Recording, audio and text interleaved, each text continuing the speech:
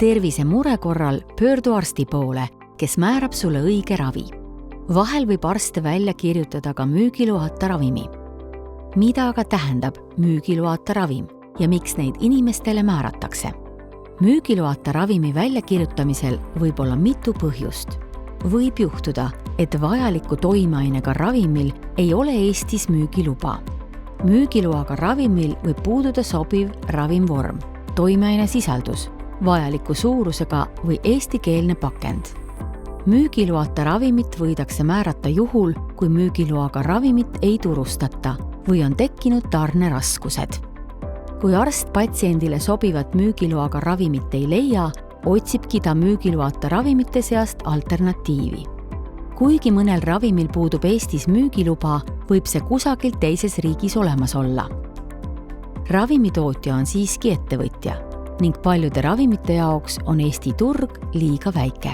Seetõttu on tootjad siinsele turule sisenemiseks vähem motiveeritud. Kui ravimil on müügiluba teises Euroopa Liidu riigis või mujal, siis saab ravimit sealt tellida. Sobiva müügiloata ravimi leidmisel koostab arst sellele digiretsepti taotluse.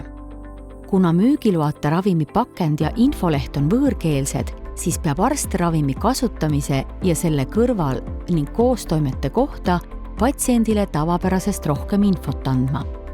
Ravimiamet analüüsib, kas taotlus on põhjendatud ja kas müügiloaga alternatiivid puuduvad ning kui on selles veendunud, annab arstile müügiloata ravimi kasutamiseks loa. Seejärel teavitab arst patsienti, kes valib välja apteegi, kuhu müügiloata ravim tellitakse.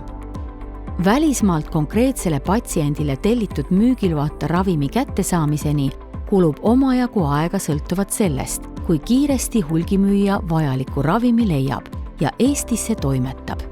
Kui patsient vajab müügiloata ravimit pikema aja jooksul, siis mida varem uuesti arsti poole pöörduda, seda kindlam saab olla, et järgmine ravimikogus jõuab patsiendini õigel ajal.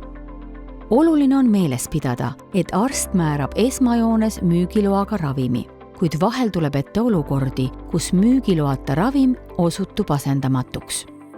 Üheskoos leiame alati lahenduse.